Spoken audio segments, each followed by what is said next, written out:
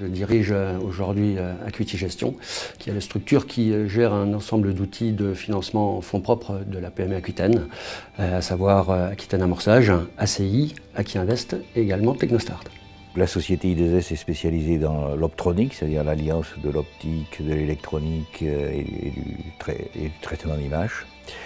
Et cette expérience-là, sur plusieurs années, m'a donné beaucoup de force pour étudier des nouveaux projets, puisque souvent nos ingénieurs nous amènent de nouvelles idées qu'il faut investiguer. Et donc c'est ce savoir-faire-là que je mets volontiers à disposition de l'équipe d'ACI, qui est donc précisément en charge d'accueillir et de financer des projets innovants. ACI a été donc créé sur l'initiative du Conseil régional, en mobilisant également des partenaires privés, avec comme principal objectif au départ d'accompagner en fonds propres les PME aquitaines, qui étaient en création et qui avaient un projet en fait d'innovation. Suna Design est spécialiste de l'éclairage public solaire.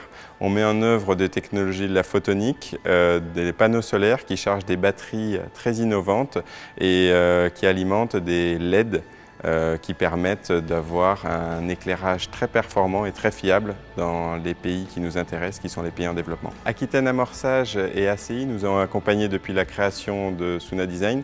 On a bénéficié de 2 prêts d'honneur de Aquitaine Amorçage et lors de notre première levée de fonds l'an dernier, ACI a contribué au tour que nous avons fait d'1,3 million avec Demeter Partners et Technostart, et qui nous a permis de déployer nos produits, de passer d'un prototype à des produits industriels. On en a aujourd'hui vendu plus de 1500. Aujourd'hui, notre capacité de production de quelques milliers de produits par an, théorique, va passer à progressivement 100 000 produits. Ce sont des projets de R&D industriels qui sont soutenus par la région Aquitaine et par la BPI.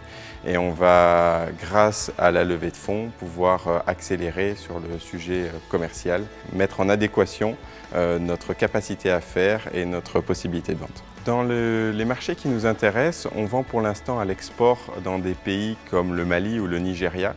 En revanche, on n'arrive pas encore à se positionner en Inde, au Brésil par exemple, qui sont des pays qui veulent se doter d'une capacité de fabrication.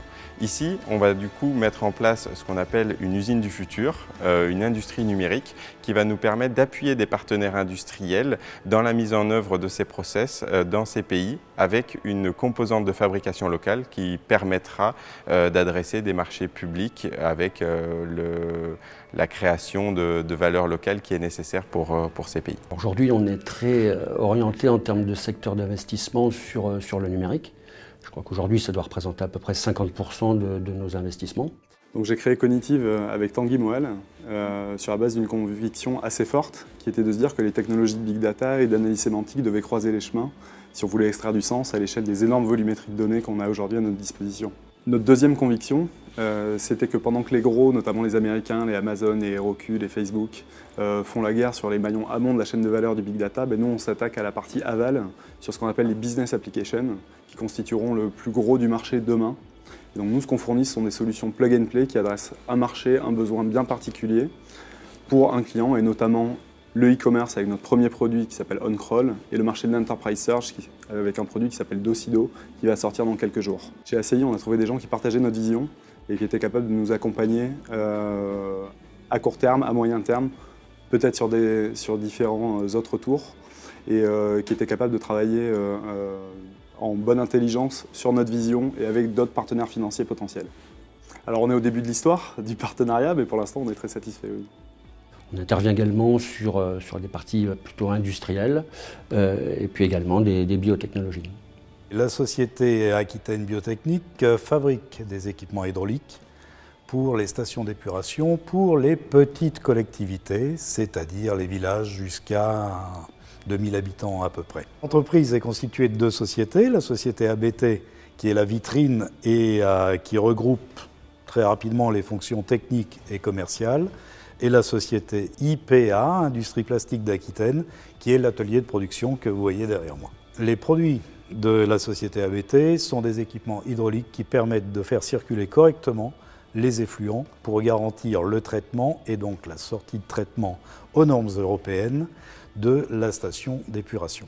Donc ACI a été sollicité au moment de la reprise de l'entreprise pour arriver à un montage financier qui soit acceptable auprès des divers acteurs, dont notamment les banques. Et ACI est entré au capital de la société qui a repris ABT. Les critères que j'avais retenus, c'est de trouver un partenaire local qui puisse comprendre les problématiques rencontrées par la société et qui puisse être un vrai partenaire et pas simplement un participant financier. Et ça se passe pour l'instant très bien. Il ne reste qu'à espérer que ça va continuer comme ça. On a réalisé une levée de fonds quand même significative, à hauteur d'une quinzaine de millions. Le plan, c'est d'enlever 15 autres, donc c'est un plan au total de 30 millions dans 5 ans, donc c'est 30 millions sur 10 ans. À partir d'aujourd'hui, et grâce à cette levée de fonds, on va pouvoir intervenir jusqu'à 1 million d'euros par entreprise. La société AS Industrie est une entreprise qui a été créée au début des années 2000, en 2003, et qui a pour objectif d'aider les entreprises industrielles françaises à être plus compétitives. Comment? Eh bien, c'est très simple. Nous aidons les entreprises françaises à faire quelques achats en Asie, en Chine en particulier, et ça leur permet de continuer à fabriquer en France. Nous faisons des travaux sur mesure en fait pour les clients. Ils nous donnent des pièces à fabriquer et nous allons les faire fabriquer sur mesure chez des producteurs en Asie. Très rapidement après la création de l'entreprise, nous avons conclu avec Jérôme Fraissinet, qui est mon associé, qu'il était important d'avoir des partenaires financiers forts, puisque nous avions des besoins de trésorerie qui étaient grandissants, notamment en raison de la croissance rapide de l'entreprise. Et il fallait en plus rassurer un certain nombre de clients qui étaient bien entendu plus importants que nous en termes de taille, d'effectifs. Aujourd'hui, nous sommes environ une quinzaine de personnes dans l'entreprise.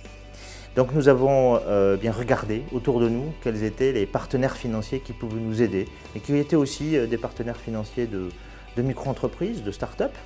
Et nous avons trouvé ACI qui était vraiment dans cette culture. Et nous avons, depuis lors, vraiment eu beaucoup de plaisir à travailler avec eux et nous y avons trouvé beaucoup d'avantages. Je pense qu'ACI est vraiment une structure qui est vraiment adaptée aux entreprises, aux jeunes entreprises. Et en même temps, c'est une entreprise qui a un niveau de sélection relativement élevé. Donc avoir ACI au capital de son entreprise est, je crois, un véritable atout. Ce n'est pas uniquement un atout financier, c'est aussi un atout image. L'activité d'origine d'ACI était effectivement l'accompagnement de la PME innovante. Ça reste toujours dans nos gènes. Aujourd'hui, on a vraiment cette volonté de continuer ce métier-là, de l'accompagnement de start-up et avoir l'émergence de nouvelles PME sur le secteur. Ce qu'on veut d'abord, c'est un outil régional au service des entrepreneurs pour développer des sociétés basées sur l'innovation et qui vont pouvoir créer des emplois ici en Aquitaine. Quand on a commencé à préparer cette levée de fonds-là avec l'équipe, on se disait ça va être quand même un long chemin. Mais en fait, les actionnaires nous ont beaucoup aidés en nous amendant le business plan et en le construisant. Et donc finalement, on y est arrivé. On a une très bonne équipe aujourd'hui et je suis très content de travailler avec eux.